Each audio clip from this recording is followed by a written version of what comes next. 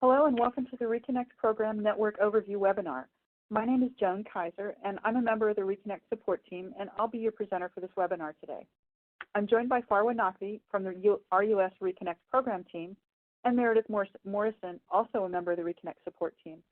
During the Q&A session at the end of the presentation, Meredith and Farwa will answer the submitted questions. Before we get started, I want to go over the logistics for this webinar.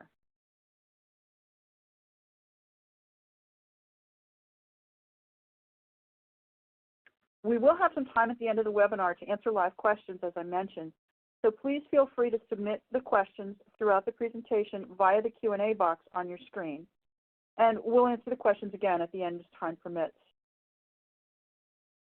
The first section of this presentation provides a broad overview of the network components within the ReConnect application. This will include an introduction to the network section, key changes from the fiscal 2019 funding opportunity announcement, or FOA, the FOA requirements as they pertain to the network,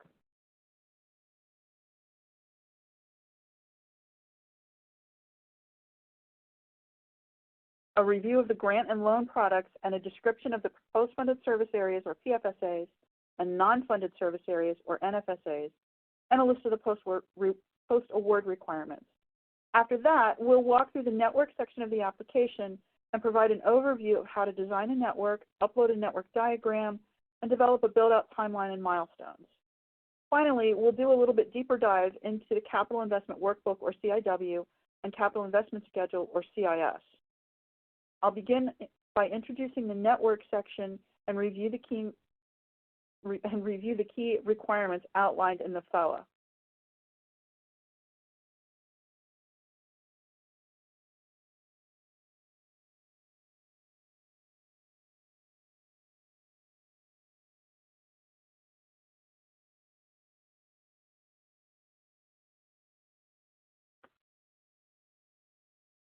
In the network section, applicants will need to submit the following: a network design, which includes a description of the technology proposed to deliver the broadband service, a network diagram, a build-out timeline and milestones for the project, and a capital investment workbook and capital investment schedule showing that the system can be built within 5 years.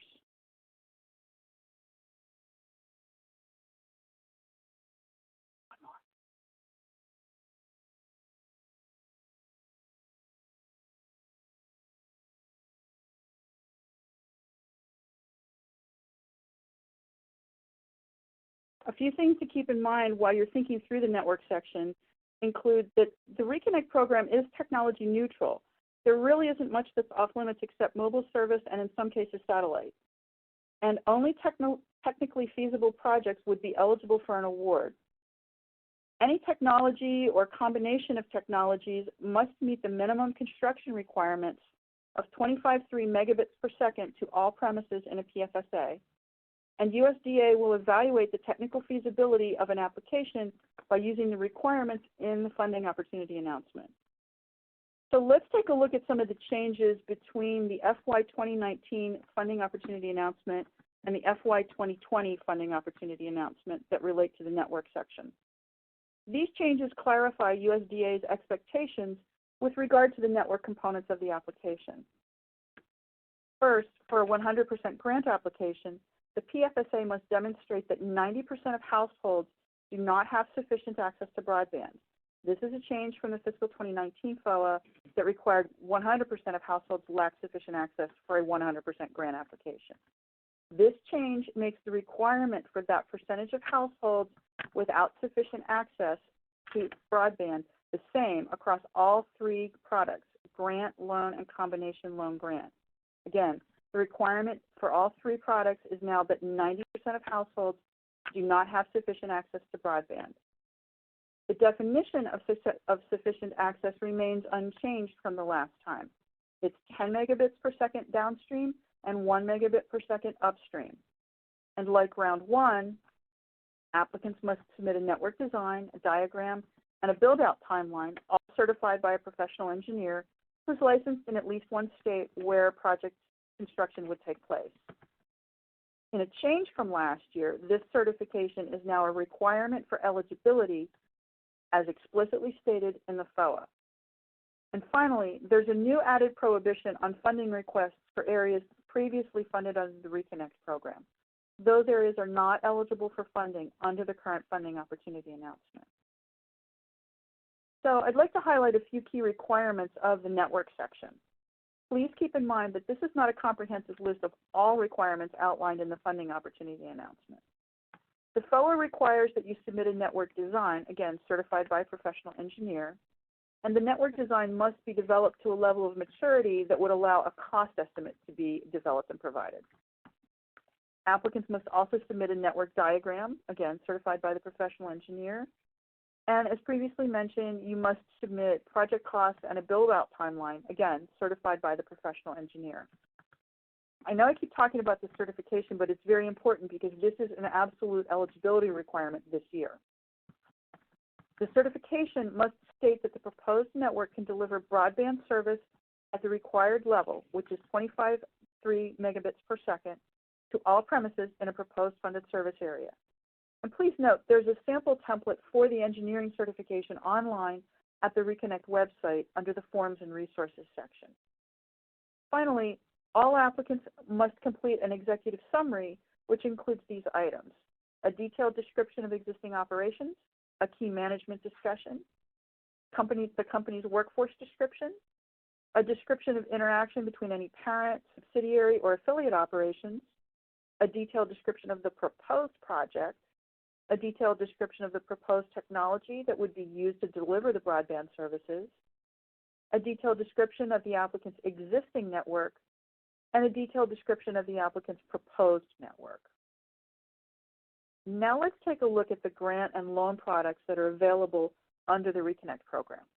There are 3 products that are offered: a 100% loan, a 100% grant, and a 50-50 combination loan and grant. Again, across all 3 products, there's a minimum build-out speed requirement of 25 megabits per second downstream and 3 megabits per second upstream. And eligible service areas must be rural areas where 90% of the households do not have sufficient access to broadband, which again is defined as 10 megabits per second downstream and 1 megabit per second upstream. To determine whether service areas meet eligibility requirements, USDA will conduct service area validations on the applications to confirm the speeds of existing services in the areas and other aspects of the application. USDA will also be evaluating the technical feasibility of applications pursuant to the FOA requirements. And remember, only projects that RUS determines to be technically feasible will be eligible for an award. Let's now take a look at some of the key network considerations for service areas. You must create service areas before moving on in the application. They are the foundations for the network, the financials, the environmental, and the evaluation criteria portions of the application. And there are 2 types of service areas. Both areas must either be drawn or uploaded using the service area mapping tool within the application system.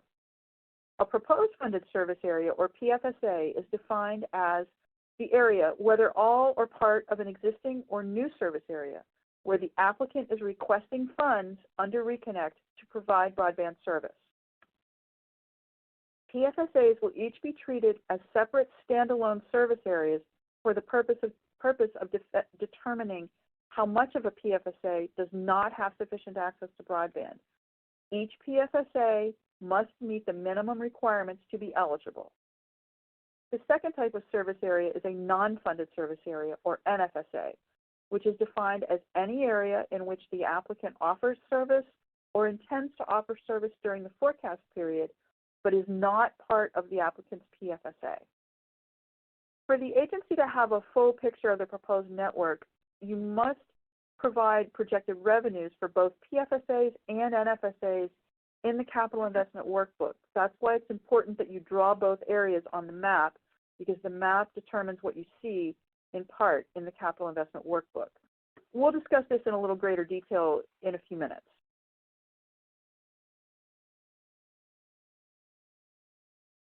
The screenshot on this slide shows 2 polygons.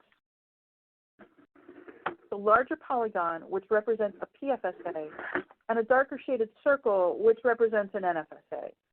You can use either the drawing tools that are in the map to draw the service area polygons right on the map, or you can create shape files using your own mapping program and upload those shape files to the service area mapping tool. Now we're going to talk a little bit about post-award requirements. Pursuant to the fiscal 2020 funding opportunity announcement, applicants are required to adhere to the following post-award requirements. You must, if you are an awardee, submit annually updated service maps through the RUS mapping tool that would show the areas where construction has been completed and premises are receiving service until the entire PFSA can receive broadband service. This tool is currently under construction but will be available by the time the award offers are extended. At the end of the project, awardees must submit a service area map indicating that all construction has been completed as proposed in the application.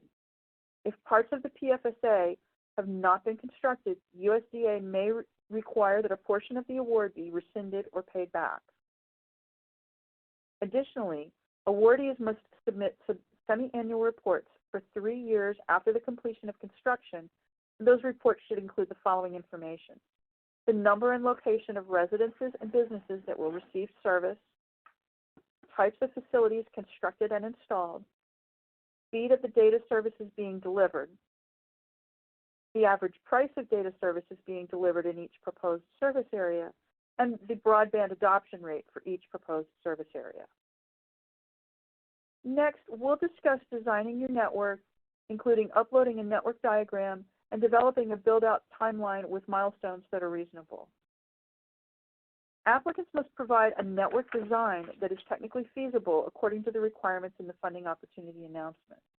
This network design must present the way that an entity plans to build their proposed network to meet the ReConnect program requirements. This network design should identify whether and how applicants are connecting to an existing network.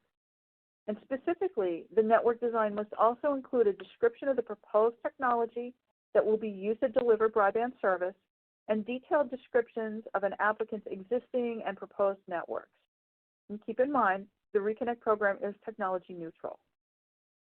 The network design must also be developed to a level of maturity that facilitates creation of a cost estimate. And keep in mind that applicants will be expected to cross-reference their network design with items such as subscriber numbers and miles of service coverage. Finally, as mentioned previously, the network design must be certified by the professional engineer.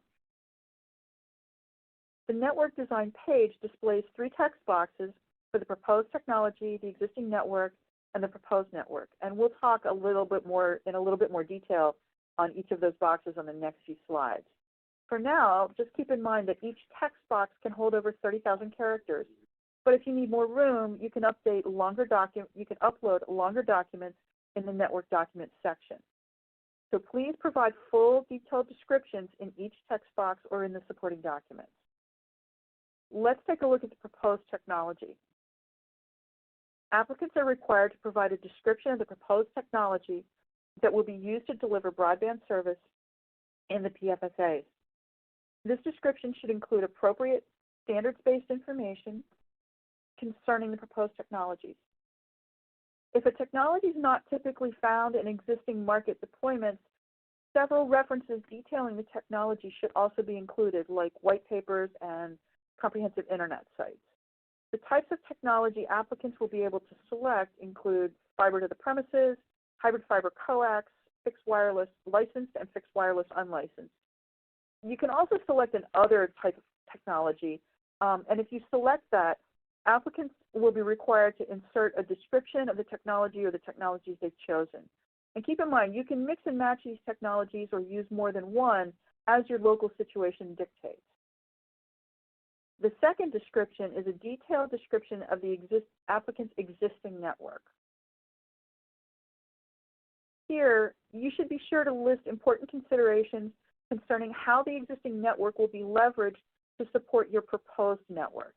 The detailed description should include the following: the primary elements of the network layers, for example, access, distribution, and core, as well as how each layer is fed and how it feeds into the next layer. You should also include a description of how the existing network will be leveraged to support the proposed network. for example, speeds, coverages, services, subscriber counts, and include existing load information and related considerations. Also include a description of the interconnection with the proposed network, as well as any other significant connections to such entities as Internet Service Providers or ISPs. The final description in this section is for the applicant's proposed network. When describing your proposed network design, you should consider projected subscriber counts and installation and deployment factors. And again, similar to the description of the existing network, you want to describe your proposed network to include the primary elements of the network layers: access, distribution, and core. And you should, again, indicate how each layer is fed and how it feeds into the next layer. You should also talk about how the proposed network will support requirements like speeds, subscriber counts, services, and coverages.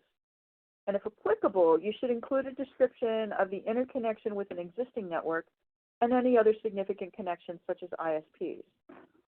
Further, an applicant should provide location, construction, and deployment information, as well as details on important design decisions like redundancy. Finally, you should also describe any specific design considerations that significantly affect costs or timelines. For a little bit of context, I'll now touch on a few components of the 3 network layers that I just discussed: access, distribution, and core. Access layer components that you might want to consider include service rings or areas, technology, access equipment, and licensing.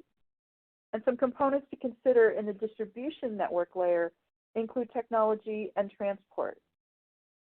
Components to consider in the core network layer include technology, core equipment requirements, availability and redundancy, interconnections, data storage, and licensing. And finally, components to consider in the existing network integration include type, shared elements, interoperability, and licensing.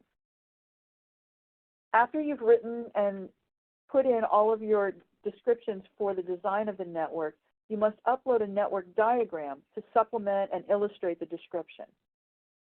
You should upload comprehensive documents depicting your network's design, because the greater degree of accuracy and clarity you can provide in the application will help inform and facilitate the review process.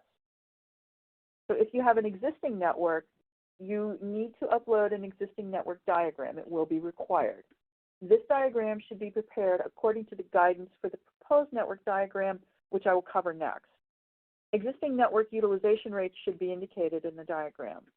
And again, this diagram will help USDA understand how this infrastructure will improve so that broadband service can be provided to all premises in the PFSA. Moving on to the proposed network diagram. This is the second upload that you would need to provide. Excuse me. This one's also required. This should be a comprehensive network diagram, and it should include the following types of items: how traffic flows through the network, the route miles between each network element, the bandwidth capacity between the network elements, including fiber or pair counts, and the type of facilities like fiber, copper, or microwave that are or will be used to establish the connection between the network elements and the points of connection with connecting companies. And as appropriate, the diagram should also include any leased facilities and their locations, the providers from which the facilities are being leased, the connections to those facilities, and any existing network elements.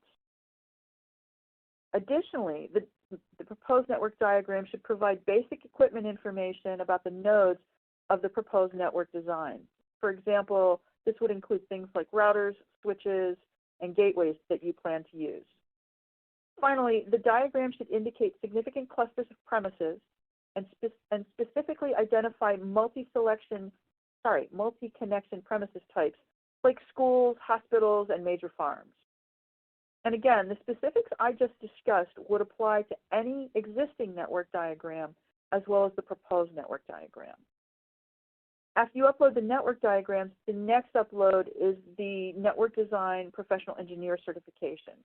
And again, this certification from the professional engineer must state that the proposed network can deliver broadband service at the required level of service to all premises in the PFSA. The document must also certify the proposed build-out timeline, milestones, construction schedule, and cost estimate. And again, a template for this certification can be found at the ReConnect website under Forms and Resources. Keep in mind, if you're requesting additional scoring points for providing 100 megabits per second upstream and downstream, that is symmetrical service, the certification must also state that the proposed system is capable of delivering that level of service to all premises. And again, the professional engineer signing the certification must be currently licensed in at least one of the states where you intend project construction to take place. So let's move on to the build-out timeline and milestones. You have to provide a timeline for the 5-year build-out period, and this would include milestones, which are defined as points throughout the project lifecycle that identify key project stages or development changes. Applicants must provide a build-out timeline to include the key milestones on a quarterly basis for wireless solutions or combination solutions, and annually for wired solutions or other solutions for the lifespan, again, of the proposed project.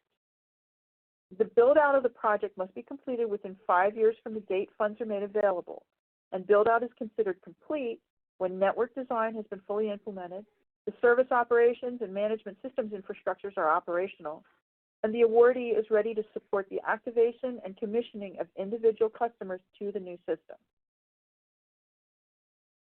USDA will review an applicant's build-out timeline for feasibility and reasonableness given the technology and the resources that you estimated.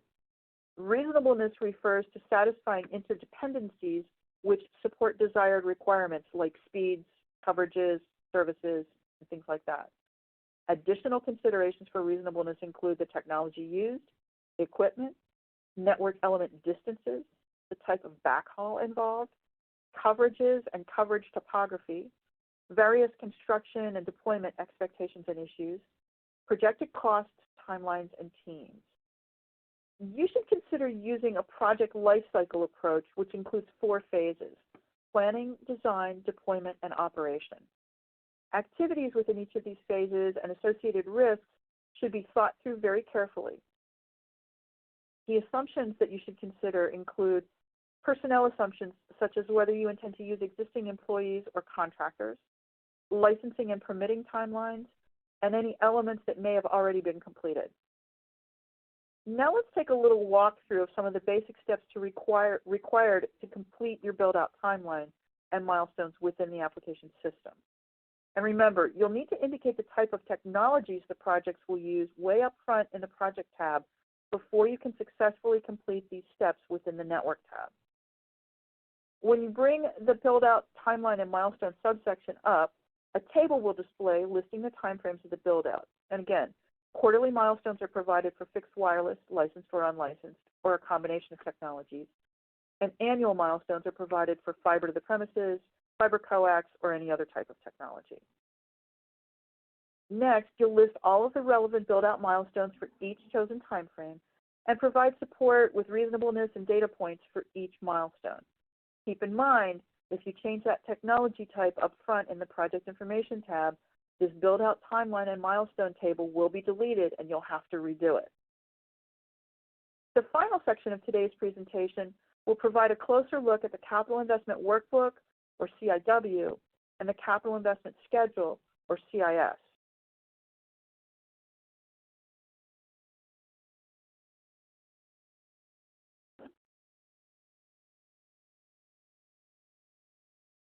I'll start by explaining and taking a look at how to complete the Capital Investment Workbook within the application system. By definition, the CIW, or Capital Investment Workbook, is a detailed list of costs of the project. This includes the costs, quantities, and descriptions of the equipment, materials, and facilities needed to build out your project. Due to the comprehensive nature of the CIW, it's a time-intensive exercise for an applicant. You should plan ahead to ensure that the CIW is completed in time for the other sections of the application to also be completed before the application deadline.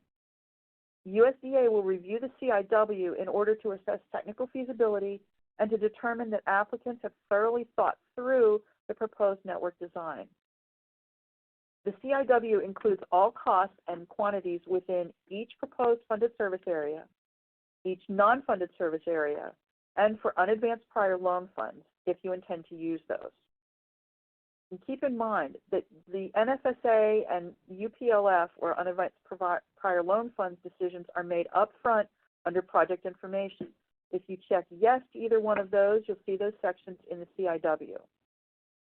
The type of costs included for PFSAs, NFSAs, and UPLF are service area costs, common network costs, other costs, and then there will be a summary that would aggregate all of the costs into each type of CIW. Now we're going to walk through the different types of costs that you need to input into the CIW, and first we're going to look at service area costs. Service area costs include all physical project assets required to deliver broadband to the PFSA and their costs. For each asset, applicants select the asset category and the specific asset type. Then you provide a description, the quantity of the item to be used, the unit of measure for the quantity, and the cost per unit. The system will automatically calculate and populate the total cost for each capital asset. And again, for each capital asset you expect to fund throughout the forecast period, you must create a new entry and enter the required information. And for the PFSA Capital Investment Workbook, all costs must be eligible. This slide that we're looking at here shows all of the asset categories and specific asset types built into the drop-down menus of the service area cost subsection of the CIW. For example, the asset category for power equipment would fall under network and access equipment. And please note that these categories apply to both service area costs and the common network facility costs, which I'm going to talk about next. While service area costs, either for PFSAs or NFSAs, are exclusive to each specified service area, common network facility costs are shared between 2 or more service areas. For example, if a fiber cable is routed to 5 different service areas, even if it includes a PFSA, those costs are considered common network facility costs. CNF costs must be completed for each PFSA and each NFSA, but they are not applicable to unadvanced prior loan funds. And again, you'll take the same steps to input CNF data that you did for completing service area costs.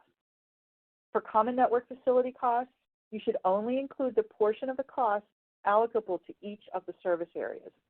For example, if 50% of a common network facility is allocable to the PFSA in your application, then 50% of the cost should be included in the capital investment workbook for that PFSA in the common network facility section. The other 50% of the cost then should be included in the NFSA's CIW under common network facilities. The diagram on the next slide is a sample network diagram for which the applicant has common network facilities, NFSAs, PFSAs, and their associated costs. And keep in mind, you're expected to itemize planned investment by service area and type, and then distribute the volume of the anticipated expenditure over time from the bridge year through the end of the 5-year build-out period. Breaking down those proposed costs by service area and type will inform USDA of which costs will be reimbursed by ReConnect versus other sources of capital, when investments are expected to occur, and would demonstrate that the build-out is completed by the end of the 5-year period, and the network is capable of delivering the proposed build-out speeds. Now let's take a closer look at this diagram to understand how this particular applicant should record their investments in the ReConnect application system. Starting from the far right, backhaul will run from the point of presence, or POP, to drops in a specific geography. The applicant wants the backhaul, the drops, and other network assets associated with this segment to be funded by ReConnect. So therefore, the backhaul would be recorded as a common network facility asset for the PFSA. Everything located within the polygon boundaries, which are shown in gold, should be recorded as assets in the CIW for PFSA 3.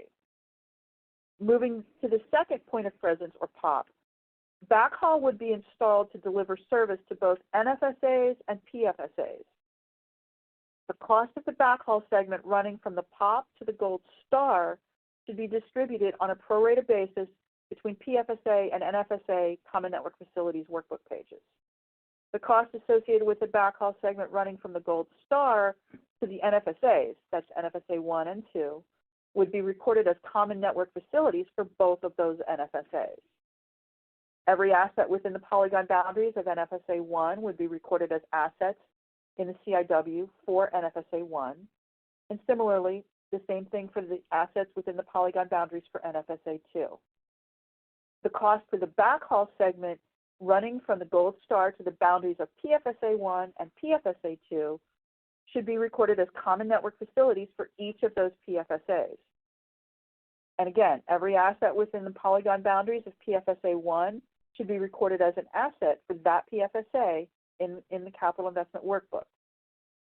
And finally, every asset within the polygon boundaries of PFSA 2 would be recorded as assets for that PFSA in the CIW.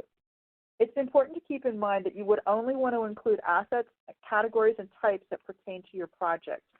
You're not required to address all asset categories and types if they don't apply to your proposed project. Now we'll move on and take a quick look at other costs. This section includes all other costs not previously identified, but that are required to construct the necessary facilities to deliver broadband service to the service area. And just like the CIW service area costs section, you'd provide a description, the quantity to be used, the unit of quantity measurement, and the cost per unit for each asset. And again, the total cost for the asset would be automatically calculated and populated for you.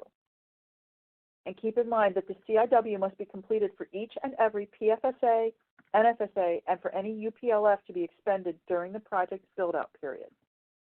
This table lists some of the additional costs, but it's not an exhaustive list. Some additional costs may include construction vehicles, office equipment, pre-application expenses, or professional services that may be used for sections like the environmental components in the application. The CIW summary displays project cost information, which was entered within other CIW pages. The PFSA CIW page also performs an additional validation to ensure that pre-application expenses are limited to 5% of the requested total award and that not more than 40% of a loan is allocated to any proposed system acquisition. On the CIW summary page for the PFSA, you would enter the requested award amounts as follows. For 100% loan, you enter the value in the loan amount requested field, and this loan amount cannot exceed total project costs or $50 million, whichever is less. For 100% grant, enter the value in the grant amount requested field, and the system will calculate the matching funds as 25% of total project costs based on the CIW. The requested grant amount cannot exceed 75% of total project costs or $25 million, whichever is less. For the 50-50 combination loan grant, enter the values in the grant amount requested, loan amount requested, cash substitution amount for, and the cash substitution amount for the loan portion. If the grant amount requested cannot exceed 50% of the funding request, the sum of the requested loan and cash substitution, or $25 million, whichever is less. And keep in mind that other funds is the difference between total project costs and the sum of loan funds, grant funds, matching funds, and cash substitution. The capital investment schedule shows whether the proposed system can be built within 5 years. Not all applicants will have to input costs for the entire 5-year projection if your projected build-out isn't 5 years in duration. It's okay to be a little bit shorter. When projecting the project costs, applicants should keep their project timeline very much front of mind because the CIS should align with the financial forecast. And again, the capital investment schedule captures the timing of capital investments, and the CIW informs the CIS. And like the CIW, the subsections available to applicants will vary depending on the information entered in the project tab and service area sections of the application. For each CIS table, only the line items entered in the capital investment workbook will appear in the table. And each table includes a validation in the amounts fully distributed column that ensures that amounts in the CIW are fully distributed in the CIS. That table defaults to no with a red background, and once the total amounts reconcile between the CIS and CIW for a line, it will change to yes with a white background. And because this table is populated based on the entries in the CIW You must complete the capital investment workbook before beginning the capital investment schedule. In closing, I want to mention that some resources are available for applicants. USDA is providing resources and technical assistance to applicants as they prepare to apply for the ReConnect program. The ReConnect support team will conduct workshops and webinars throughout the application window. In fact, the second workshop will be held this week in Denver, Colorado on Wednesday and Thursday. The third workshop will be in Atlanta, Georgia on February 19th and 20th. Registration is free and currently open. You can find the registration link on the USDA ReConnect website's events page. We also anticipate several more webinars this month, including one on February 25th. Like the workshops, you can register for webinars through the ReConnect events page. To stay up to date on all upcoming events, subscribe to the ReConnect website by clicking the subscribe button under Stay Up to Date at the bottom of the home page. The ReConnect website itself is also a great resource. It contains program information, fact sheets, and technical assistance materials that you can use while developing your application. These materials are being updated for the FY 2020 funding opportunity announcement. USDA also maintains a help desk to respond to questions submitted through the ReConnect website. If you have questions after today's webinar, please be sure to use the contact resource on the ReConnect website to get your questions answered. Finally, I would like to mention the Rural Development e-Connectivity Toolkit, which came out of the Rural Prosperity Task Force. You can find the full toolkit on the USDA's broadband homepage under Resources. This concludes the Network Overview webinar, and we will now turn to Q&A. Please feel free to submit your questions through the chat box, and we'll answer as many as possible in the time remaining. Please give us a couple of minutes to transition before Farwa and Meredith begin the Q&As.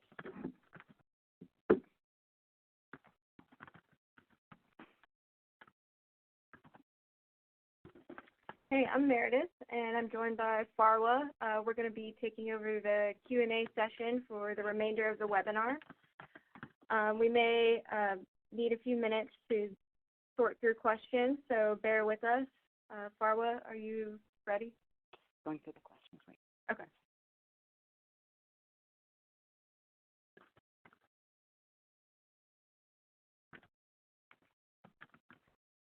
I can go ahead and answer a few of these. So does the funding opportunity announcement published in 2019 differ from the one published in 2018? Yes. So I think Joan went over some of the changes, but there were a number of them, from facility definitions to scoring criteria. And since we discussed some of these changes in the overview webinars, I won't go over all of them here. I suggest you refer to our website under Forms and Resources. You can find former webinars. And then I would also say the second funding opportunity announcement outlines all of those changes, so be sure to refer to that as well. Here's one. Is there a limit on the number of applications an entity may submit? Yes, an entity may submit only one application, and even though the online application system will allow you to create multiple, you can only submit one. So here's one.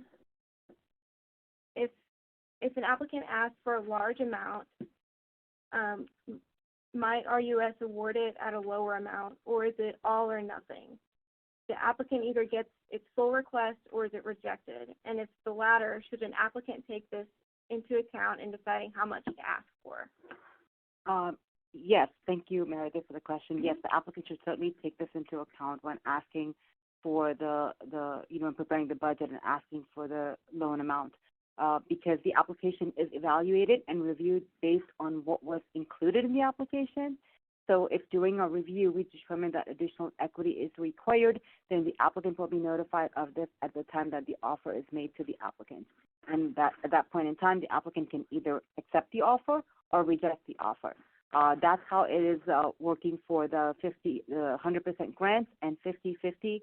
However, for the 100% loans, we have a little bit more, flexibility as to working with the applicant on reducing the loan amount. All right, here's one. How does that work for small businesses? When we plan our network, we design networks all the time. We design network all the time who pays for the certification. In the application, and specifically in the CIW, the applicant can include eligible pre-application costs, and this would be one of the eligible pre-application costs, is to go ahead and hire an engineering firm in order to do whatever is necessary, and so that they can go ahead and issue their certification in support of the application. And then when an award is made and when funds are available, these funds can be reimbursed. Is it the 90% underserved and unserved counted per PFSA, or as a combination of all PFSAs on a given application? The 90% rule of the 10-1 service applies to each PFSA. So if an applicant has 10 PFSA, that rule would apply to each one of those 10 PFSAs. However, if during our review we find that at least one of the PFSAs has 10-1 service, which is, has 10-1 service that is in excess of 90% of the required service territory, then the entire application will be deemed ineligible. Our client is a county government municipality that will be applying for a 100% grant to service unserved areas within the municipality. They plan to work with all ISP to deliver services, but the county will retain ownership of the fiber infrastructure. Does the applicant need to include information on the ISP in the application? Yes, it is very beneficial to include that type of information in the application. In fact, if the county has already executed an agreement with the ISP, to include that, as well as if they have a draft agreement that they would like us to certainly look at before they execute it, if an award is made, that would also be beneficial to include in the application. Is it possible to view or download the application form before satisfying the registration requirements? The only way that you can see the actual online system prior to getting an authorized representative request, approved and having access to the system would be through one of our webinars. And Meredith or Joan, if you could just tell when that would be the next walking through the application webinar would be after the question and answer session, that would help tremendously. I'll have to check the calendar. Okay. Yes, we did actually do 2 webinars last week walking through the entire application system. Mm-hmm. And if you are available to go to any of the upcoming workshops, there is an application system walkthrough at each workshop, and we are actually in the process of incorporating live demos into all of these now that the application window is open. Yeah, and we may have already mentioned, but the webinars are posted on the ReConnect website. Sometimes it does take a little while to get it uploaded to the site, but the application walkthrough should be uploaded relatively soon. If our middle mile provider extends their network to include a tribal area that is not in our PFSA, but is designed to build to decrease route miles for deployment to our PFSA,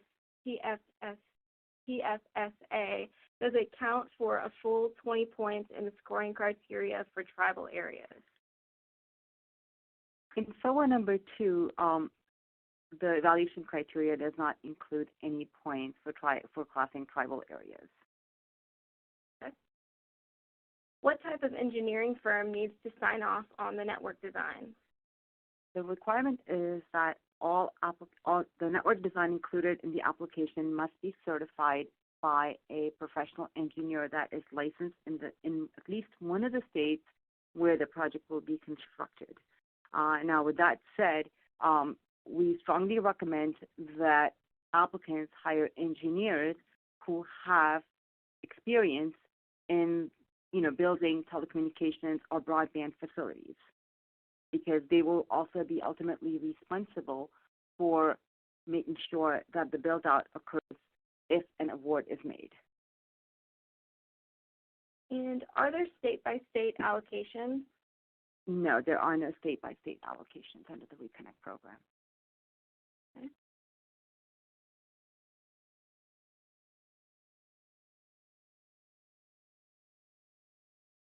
Here's one. Will applicants be allowed to upload shape files for the PFSA? If so, what are the perimeters? Yes, applicants will be allowed to upload shape files. And as far as the parameters go, you can certainly refer to the application guide that is on our website to see, what those parameters are and how you can upload them. Okay. Let me see here. What data is used to calculate the rurality of a proposed funded service area? The data is based on the distance from a city in the GIS mapping tool, as well as data from the 2020 census. And we've got one here about when the next workshops are planned. So we have an upcoming workshop in Atlanta, and the registration is still open for that, and that is February 19th and 20th.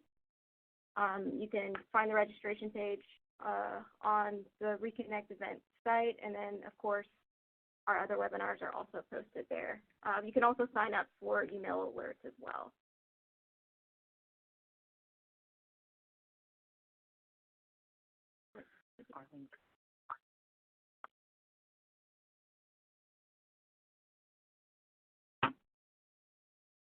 So I see a link to apply now, and when we log in, it just shows a public notice box and no application. Where do you begin the actual application?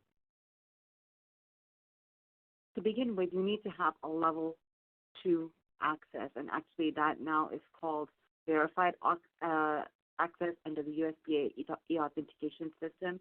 So if you don't have level 2 access, the only thing that you would be able to see would be the public notice forms. So if you have level 2 access and you still can't access the application system, then please send us a question through the community portal, and we'll be more than happy to look into it with your contact information, including a phone number, so then we can have one of our help desk team members get back to you.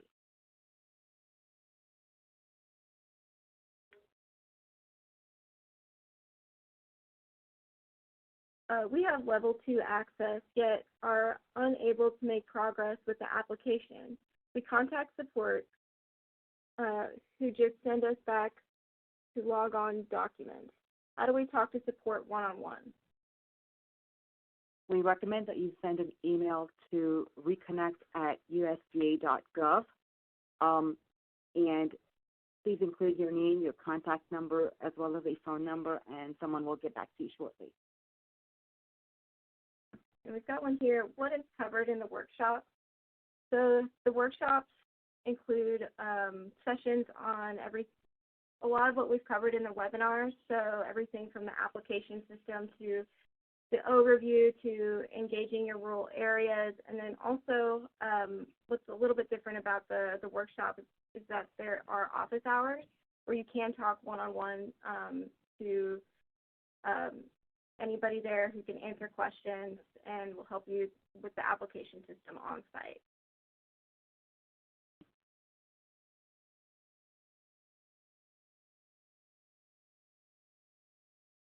When do you think the next round of grant funding will be, and third round?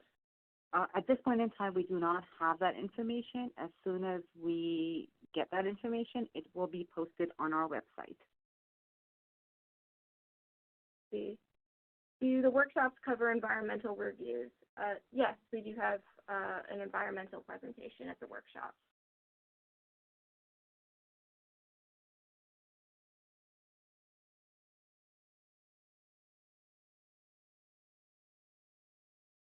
Oh, here.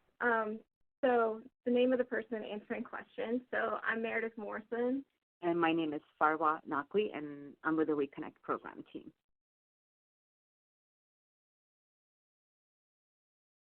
All right. We'll go ahead and sort through a few more questions as they come in. We have a few minutes left. Oh, here we go. What is the deadline to have all of the application materials submitted. The application deadline for all 3 funding types is March 16th, 6 p.m. Eastern Time. Mm-hmm. And I will note that's a little bit different from the last FOA. We had the time was midnight, so it's just a little bit earlier this year.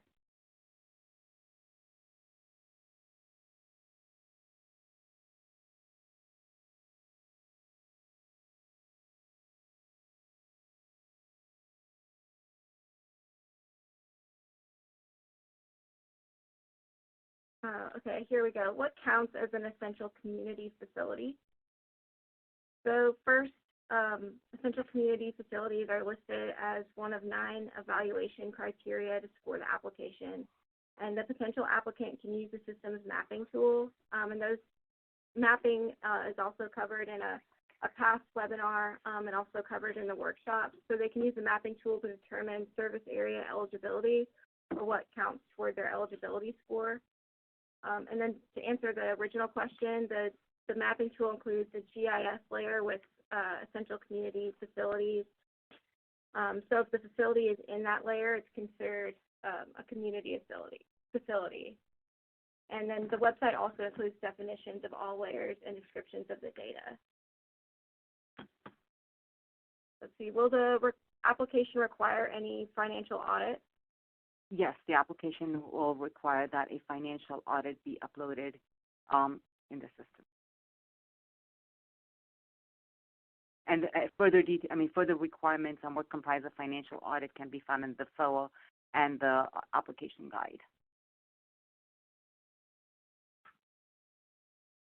All right, and we'll take just one more minute to sort through questions that are coming in.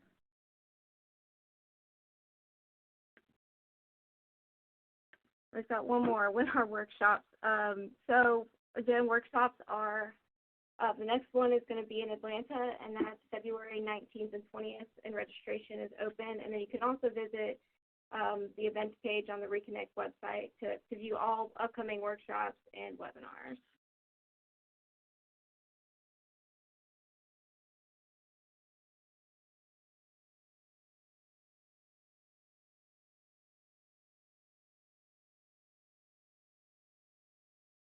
And we're just taking a second to let the questions load.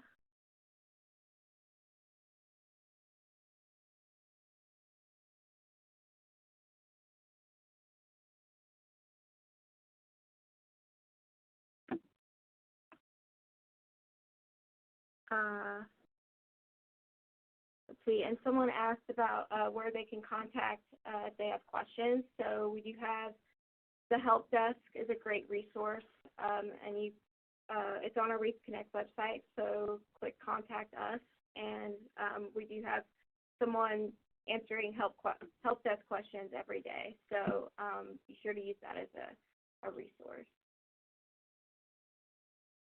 And will this webinar be available and when?